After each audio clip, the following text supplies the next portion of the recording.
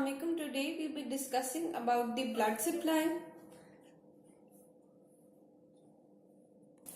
Lymphatic drainage and the venous drainage of the stomach. Okay. So here we have the celiac artery. This is the celiac artery. And this is the hepatic artery.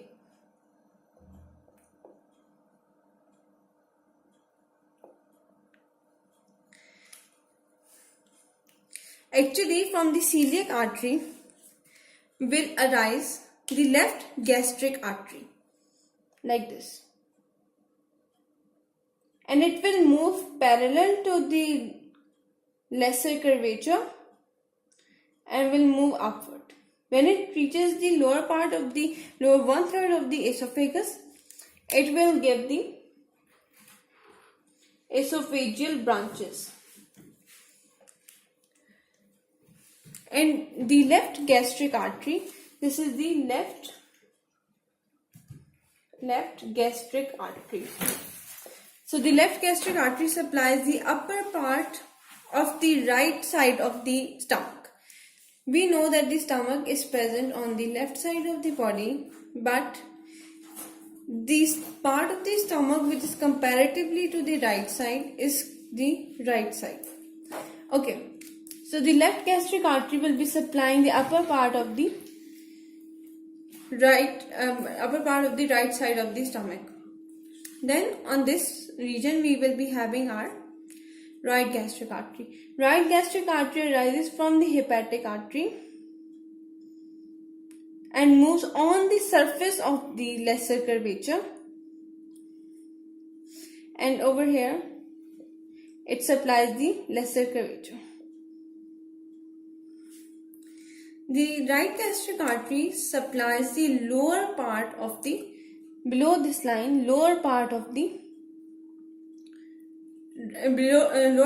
right side of the abdomen. Lower part of the right side of the stomach. Okay. Then we have the splenic artery. This is the spleen. This is spleen.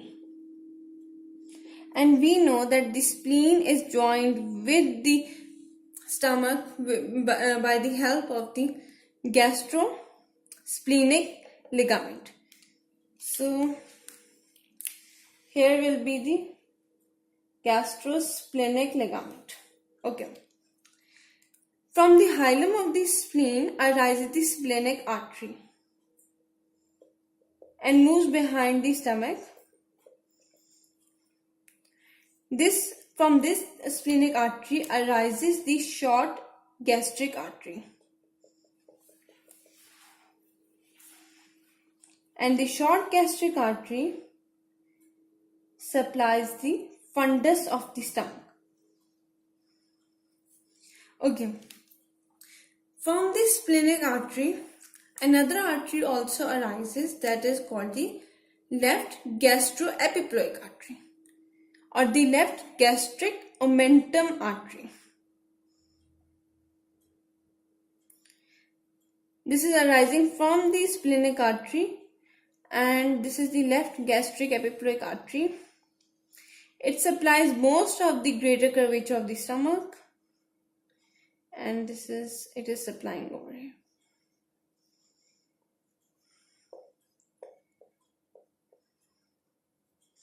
Now we have seen that most of the greater curvature is supplied by the left gastric epiploic artery.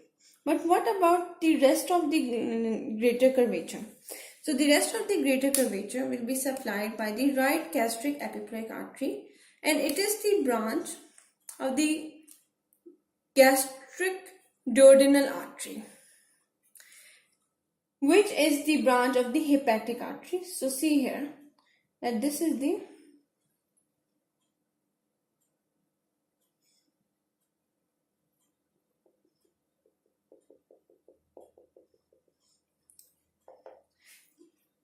gastroduodenal artery, and from here the right gastroepiploic artery arises, and it supplies the rest of the greater curvature. So this was about the blood supply of the stomach. So now we'll be discussing about the lymphatic drainage of the stomach. Over here, I've drawn some of the lymph nodes, and now I'll label them.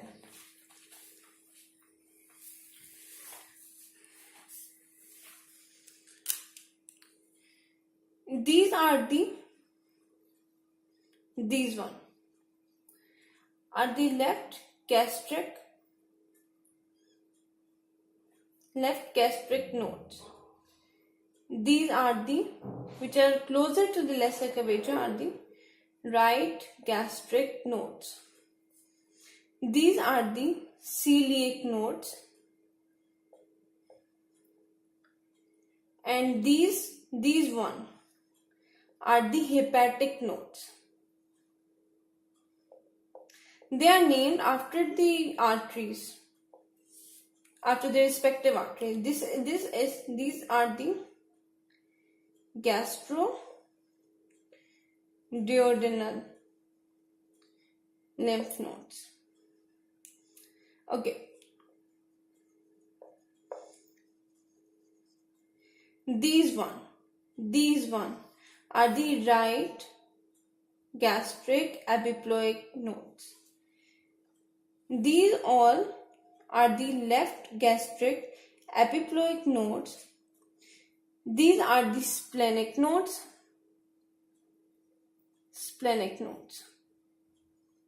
And these are the short gastric nodes.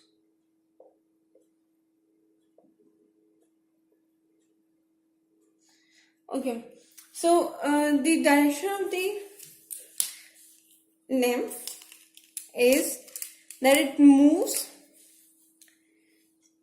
from the short gastric nodes to the splenic nodes, and also from the left gastric epiploic nodes to the splenic nodes.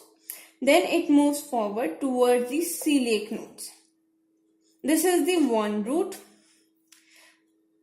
The lymph nodes over here, their direction is from the right gastric epiploic nodes to the gastroduodenal nodes, and then to the hepatic nodes, and then to the celiac nodes. The direction of these nodes is again downward towards the celiac nodes, that is, from the left gastric nodes and the right gastric nodes, lymph flows downward towards the celiac nodes. Thank you.